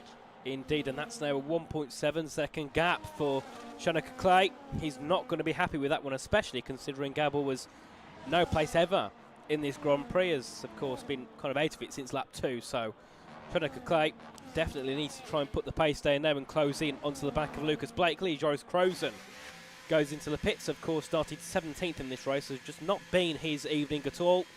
And of course went for the hard tyres to start this one off, and the question is, where does he come out compared to the others? Medium tyres for him will probably be, I think right at the back here, yeah, will be P17 for Joris Krozen here as he exits the pit lane. Got to come out just behind Jack West, and that is not what he wants because he came out just behind the train. If he was a second or two up the road, he would have been at the front of the train. So that is not what Joris Krozen would have been hoping for. But with the pace he's got, hopefully he can try and just push forward and use those medium tyres to his advantage here on this final stint of the race for him. And of course, up at the front, Nicolas Longuet, he's going to have work to do because of him staying out longer on these hard tyres. He's going to have to push through the field himself. He should probably come out, I think, ahead of Daniele Parodi, possibly ahead of Gabor Chontos, as Gabor also takes a 3-second penalty. So not too good at all here for Gabor. And penalty-wise, we've got 3 drivers that have taken them so far. Pasquale Ranieri, Julian Klappenbach and Gabor Chontos. Yeah, penalties, I mean, when we have trains like this, it is not what you want at all to find, because you will find yourself losing plenty of positions when it comes to things, as Blakely now closes right onto the back of Klappenbach. Donoso able to pull away. This is absolutely brilliant stuff for Donoso as Blakely gets stuck, and he'll know that he has to make the move down this start-finish straight, and it'll be an easy dart out of the wheel tracks alongside, not for long though, and then ahead as he takes a net second place in the race, and now has 1.8 seconds to Donoso. So the time has been lost with Klappenbach's slightly older hard compound of tyres, along with a couple of mistakes in there as he was navigating this circuit, but Blakely finally released through. Indeed. As we continue on, of course, Ruben Pedreño in 3rd place on the back of Jarno Opmeer. Just trying to stick within that DRS if he can. Of course, Jarno's also gaining in now on the back of Lucas Blakely. On the back of Nicolas Longuet. That gap was around 1.5 seconds. It's now down to 1.1. So Jarno got some nice pace here at the end of this hard tyre stint. I presume he'll be in within the next 2 laps, I'd assume here. Same going for Nicolas Longuet as they make their way through to the final couple of corners, as Jack West there making a move ahead of Piotr Stakelek there, who's demoted to 15th place. Of course, Jack West pitted only 2 laps ago, and he's now looking to go on a Chargers. Piotr there to the outside of Jack West. That could be contact. Oh, and both of them go off. That was controversial. Jack West pushes off Piotr Stakelek, and next will be Joris Krozen, looking to make a move, looking to get ahead of Piotr himself. as Longate, Prodrenio and Preschnader all head into the pit lanes, and Jarno Opmeer takes the lead of the race. Absolutely, takes the lead of the race indeed as we make our way through, and this is quite dramatic stuff at the moment, as meanwhile Halliday, trying to get the power down, will be able to do so, all out of shape for the Racing Bulls there, as Gabor finds himself losing out more time as we come down the start finish straight with those contenders at the moment as well, but now it's Donoso, Blakely, 1.4 seconds separating those drivers. Jack West able to also make the move and take 12th position, and meanwhile you've got Preschnader absolutely pushing Joris Krozen through, and Krozen also doing the same in turn to Staukulek as well. Indeed, and now Nicholas Longay, of course, has came out in net P5 here in this race. Of course, our top 5 is Donoso, Blakely, Klaffenbach, Clay and Longay. So Nico's got a little bit of work to do here to try and make some positions, but I'm sure with a big offset and softer tyres, he should get those moves done nice and quickly. As Jack West there ahead of Jan Halliday. Up into P11 goes a McLaren. There's Joris Krozen there getting ahead of Gabor Chontos as Philip Preschnader's out. That's going to be, is it going to be a safety car? Or has he just decided to retire on track? No, he's just clicked retire from session. There we go. Or he's disconnected. Yeah, the car's moving. I'm basically on board with him, and it literally happened. The car ghosts and retirement comes his way as well, so no safety car. But yeah, you don't often get to see that. No, I mean, if that was a safety car, that would have been a gift to Jarno Opmeer, because he would have easily come out in the lead. So never mind, no safety car here, as Philip's car does just pull off to the side and out of the race. And there we do get to see a battle. Well, that actually means something here in this race. Longay on the back of Shanaka Clay. Of course, Shanaka would have been with Julian Klaffenbach if it wasn't for being held up by Gabor Chontos through the exit of Sector 1. And of course, Nicholas Longay is going to struggle here too because of the dirty air that these cars give, and with a track like Suzuka, it's pretty impossible to make moves anyway, so never mind when you've got the dirty air that this game gives. Yeah, and it's quite the challenge. It means that is why when you see the drivers go wheel to wheel, it is always so close and so frenetic, because it just means so much more compared to last year's game, where you could, of course, lose a place and then on the next DRS and just go sailing on by. With this game, it is basically possibly even say goodbye to your chance to fight for the remainder of this race for that position, just because there's no realistic chance that comes other than really just trying to force a mistake from your rivals. So every opportunity that you do get on this game, it has to be taken. Yeah, certainly. You've got to be taking your opportunities whenever you can. That's why sometimes drivers might be a little bit over-aggressive, because you've not got many options. On the previous games, you can just bide your time and go for a move whenever you want. But here, on this F125 game, it's so difficult to make a move. Like, look at here, a 5-lap offset here for Nicholas Longay on a softer tyre. And it's taken him 2.5 laps to get ahead of Shanaka Clay. It's not an easy game to overtake, but Nicholas does get that move done and moves up into P4. And Prodrenio as well. He just kind of came out of nowhere, was up in that top 10 anyway, but now sits on the back of Shanaka Clay, could be on for a possible top 5 himself here, depending on how he can navigate the next 9 laps in this race. And then, of course, Jarno Opmeer comes out in 7th place, started P9. Has got 3 seconds to close down on the top 6, and then he can also enter a big battle and possibly get a top 5 finish himself. And then Nicholas Longay already within a second of Julian Klaffenbach. But notice he closes the gap down quickly, but then to get it down to like 3 or 4 tenths becomes such a task. It really does. It really does indeed. So the driver is facing the challenge of this game, and then of course the circuit, which is already challenging when it comes to the overtaking due to the high-speed nature and the tricky corners that are placed around this venue as well, and the straights, of course, always going to get very close down towards 130R, and then the triangle chicane, and then also, of course, the run towards turn 1, not the longest either, so it means it can get very, very tricky. Longay, though, will hope that the overtake that he possibly is about to make in a few moments won't be tricky. It'll just be an easy drive up to the rear wing of that Kicksaba, and then he's been here before. He'll just easily make that move. But you need to have such an offset. You need to be so close to be able to do that. Xander Van Dyken gets a 3-second time penalty as well. So he is the driver running right now in 9th position under pressure from his teammate Jack West, who's going to the inside line, and that'll be an easy switch as Xander Van Dyken does not fight that one.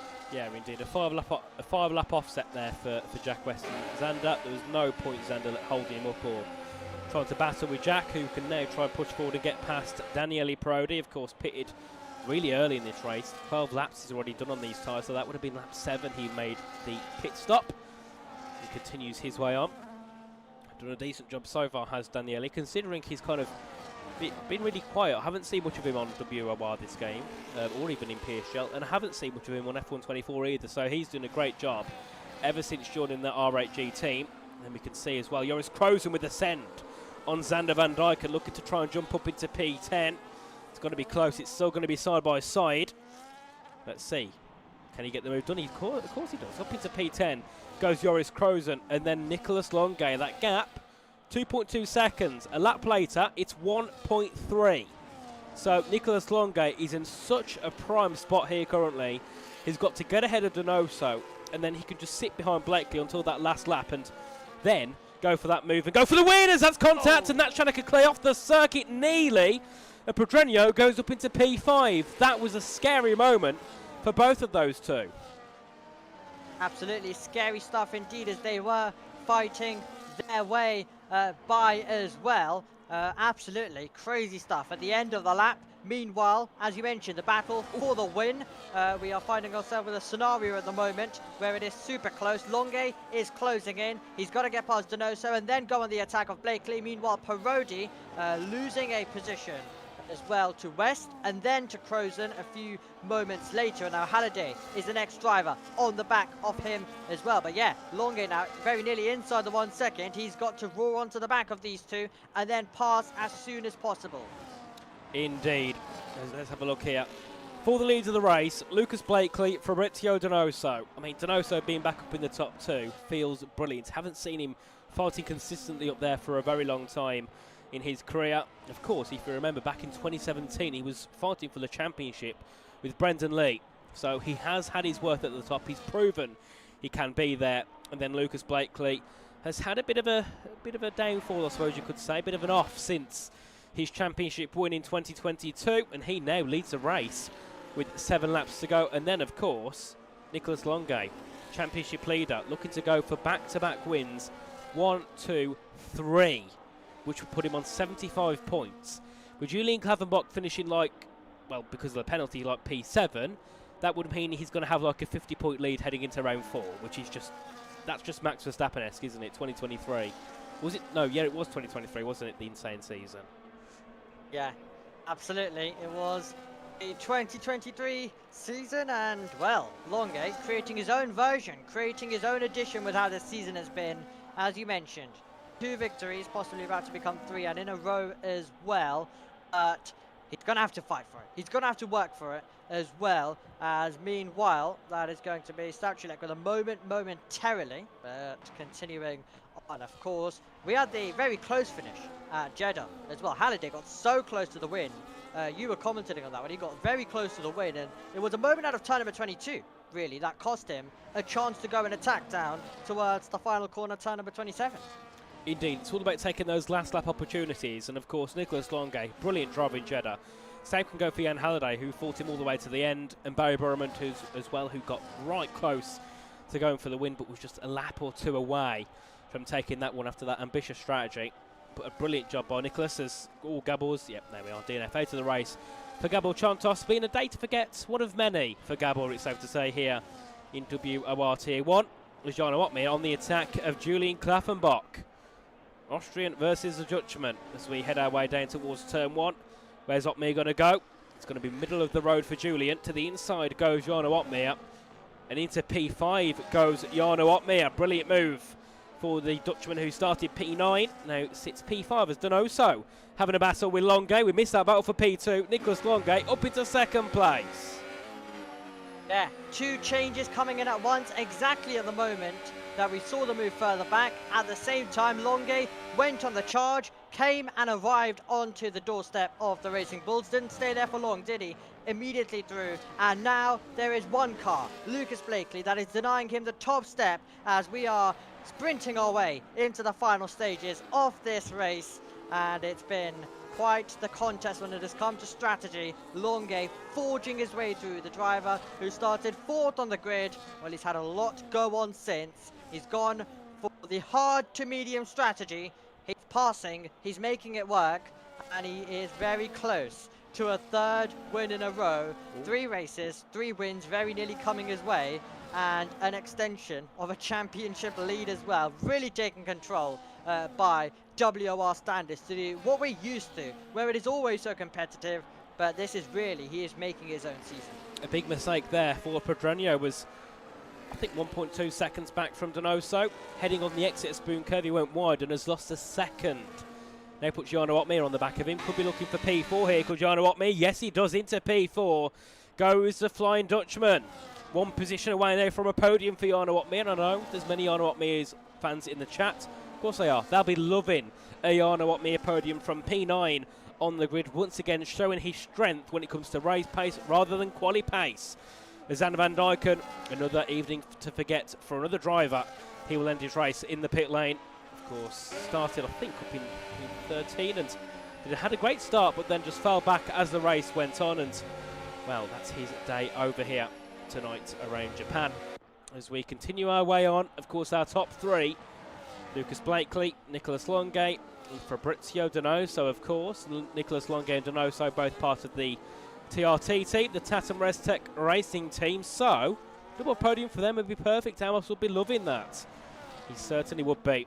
And of course, Jarno Otmir, he's still going to be looking for a battle himself. Still looking to try and get into the top 3 possibly, because he's nearly, and he's now within a second of Donoso. Absolutely. Otmir closing in, doing what he does best. Take the first stint very long. Himself the chance to attack come the final stages. It's exactly what we've seen Longue go for as well. Otmir, though, with the freshest tyres off the lot as he makes his way through, and a podium chance lies right in front of him. If he can get up to Donoso, if he can pass Donoso as well, onto the 24th tour we go of this race. Donoso still looking to see whether there's a chance, whether there's anything that happens in front of him between Blakely and Longue, but Longue is there. He's directly in behind this race, going the distance, going all the way till the end. It's going to be fascinating to see how this one's going to play out and who's going to be our race winner. Meanwhile, Jack West has got past Crozen, and there's Randy Ellie now thinking about the lunge around the outside. Would have been brave stuff, and he backs out of it. He's the driver in P10. Indeed, and of course, Jarno Otmir now within a second comfortably. We'll be looking to try and surprise and jump onto the podium here. Of course, Donoso. The shameful part is if he loses out here to Jarno, he's had so much pace either way. Like, he's barely lost time to Nicholas Longue, who is on way better tyres that are newer. So this will be a big shame for Donoso. Brilliant, though, for Jarno Otmir. And then Pedreño as well.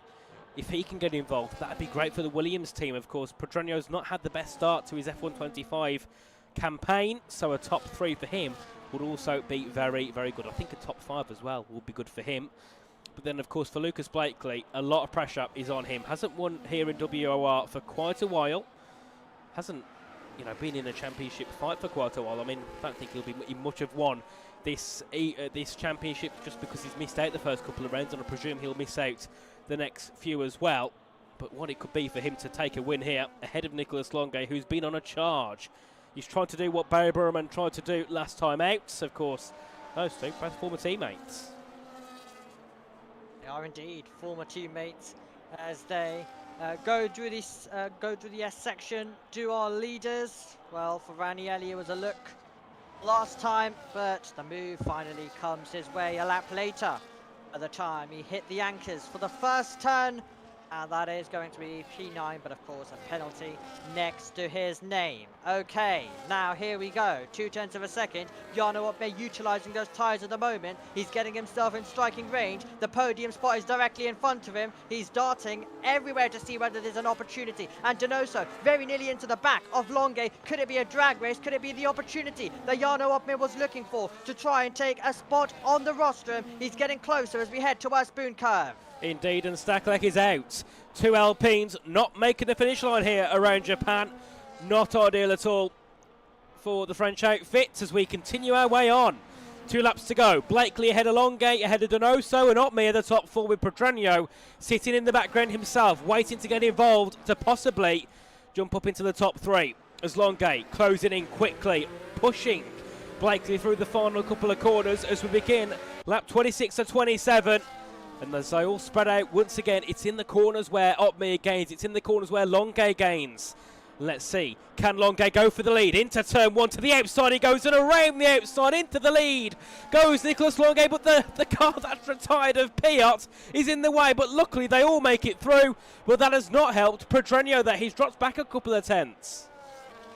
Not helped him indeed. That is not the moment that he would have wanted. So Longue gets to the front. He elects to go for the move on the penultimate lap of the race. Critical stuff as he now tries to control this one. Tries to build enough of a margin to give himself the opportunity when it comes to the final lap to make sure that he's not under any pressure. Blakely in second place. It's still Donoso in third. Ottme once again within that close margin, but not close enough to go. For any sort of move, it has to be soon if he wants to stand on the podium today.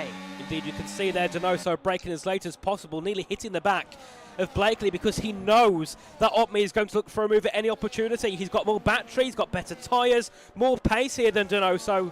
So let's see, what can Ottme do? Because he's certainly hunting down for the podium. Of course, Blakely, though, we can't take him out of the win just yet because he's still within half a second here of Nicolas Longue. And of course, this Casio triangle, that's where Longue will gain the time over Lucas Blakely because 1 of the better tyres and 2, because of that dirty air that Blakely will get through the slow speed corners. As we exit out of the Casio triangle for the final lap in this race, Longue leads ahead of Blakely, Donoso and Ottme on the charge, looking for P3. Down towards turn 1, Donoso goes to the inside line. Ottme looks for an up and under, nearly loses a car through the first couple of corners, taps the back of Donoso through turn 2 and has probably 1 more opportunity. That will be heading down towards the Casio triangle.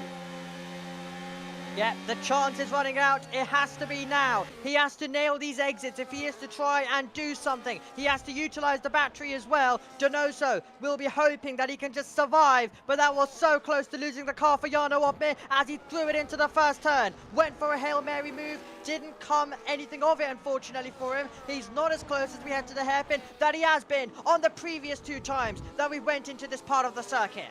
Indeed, and here we go. Half a lap to go in this Grand Prix. The top 5 have been in a league of their own. 6 seconds ahead of Klaffenbach in P6. And there's 1 more chance here for Ottme to try and go for P3. I don't think there's any chance at all for Lucas Blakely to fight back for the win, but still a P2 for him will be something he's very, very happy about indeed. Let's go on board with Ottme, burning the battery. But I think as well, Fabrizio's also got some because Jarno's barely gained here on Donoso as we head through into the final couple of corners for the final time in this race. And I think things will stay as they have been since the start of lap 27. And through the final corner, Nicolas Longue wins the Japanese Grand Prix. It's 3 on the bounce, and look at the attack that Jarno nearly made. It was nearly P3. It was 47 thousandths of a second that Donoso takes P3 by. It must have been a mistake on the exits. And Lucas Blakely as well in P2. What a race from him as well, it has to be said. Of course, his first race this season, it'll be a P2 for him. And I believe as well Donoso's first race this season, and it's P3 for the Chilean. But what a race we had there. And I think as well a great drive from Shanika Clay and Ruben Pedranio. Wow, what a race it was. We love when it comes alive in the final stages, and that one absolutely did. It was all in the balance. And it was all so close as they fought till the finish. What a brilliant race which has been run by Longue. Indeed. Nicolas Longue takes the win here around Japan. And then Lucas Blakely, brilliant race in P2. Fabrizio Donoso, what an effort to keep that P3 ahead of Jarno Opmeer, who was on him ever since around lap 22. And then it was Ruben Pedronio keeping the top 5 for the Williams team. Shonika Clay P6 ahead of Julian Klaffenbach in 7th, Jack West 8th. Then we have Jan Halliday in 9th and Pasquale Ranieri with a top 10 on his debut. He'll be happy with that one. Then we have Joris Krozen, Diego Zorzo, Daniele Parodi, Tygo Hardy are all of our finishers. And then we did lose Piotr Stakelek, Zana Van Dijken, Gabor Chontos, Philip Presneda, John Evans, and then Luca Rapassa. What a race we had there, Omi. Everything kind of got thrown into the mix there. Yeah, had a bit of everything, didn't it? That is what we want. Even if we do have some lull periods in the middle of the race, if it's all close at the end, if you don't know who's going to be the winner, that is what it's all about. So that was fantastic, and yeah, all out of shape for Donoso, giving up the chance as he tried to make it a drag race to the line to fight his way onto a podium. Wasn't to be today, but yes, for Longe, that is 3 out of 3. Winner in Austria, Saudi Arabia, and now Suzuka. He is absolutely undefeatable at the moment this season. Indeed, and we do have our third place man in the interview waiting room. We'll drag Fabrizio in. Fabrizio, can you hear us? Yes. Perfect, welcome in. I mean, what a race that was there. P3. It's been a while since we've seen you on the podium. Great to see you back up towards where you were many years ago. And I mean, just talk us through that race, because it was very chaotic, wasn't it, ever since the start with John Evans getting that penalty? Yeah, I mean, quite surprised by the pace. In quali, everything went pretty smooth. Happy with the lap, even though I was kind of far of what John did, but we take the P2. Then for the race, it was pretty much just chill behind John.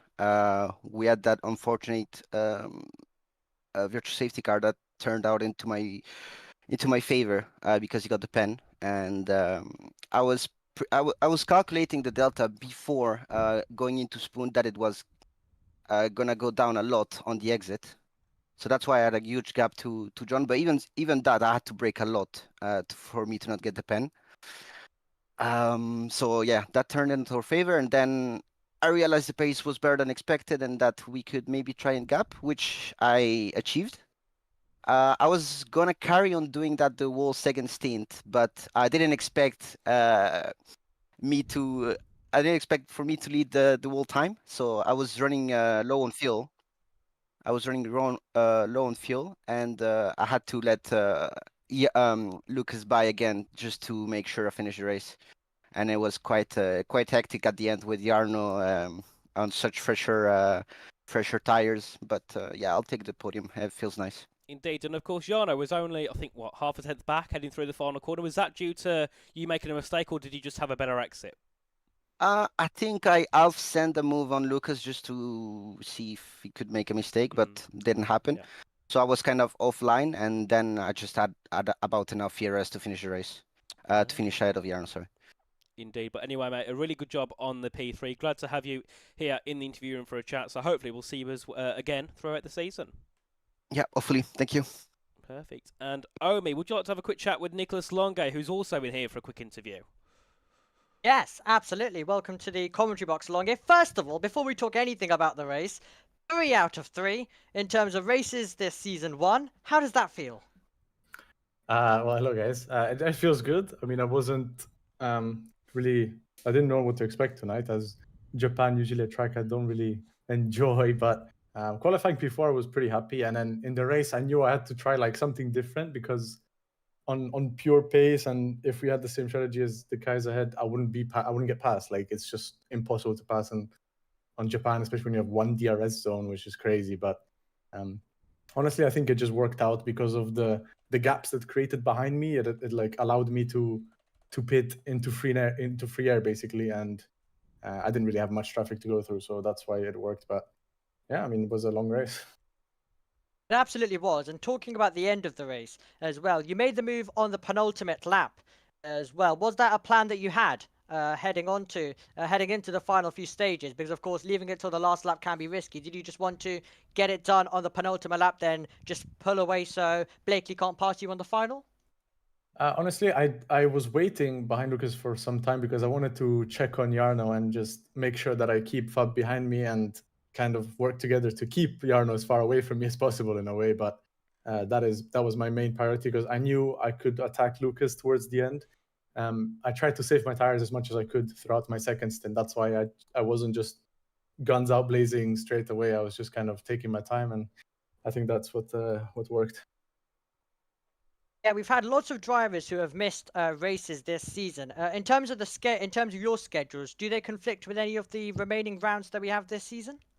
Honestly, I've got no clue. I still don't know what I'm doing tomorrow. So I just do my best to be there as much as possible. Obviously, I want to. The more races you do, the better you become as a driver in general. So it doesn't matter if you have a lot of practice or not. It's just always worth it. So yeah.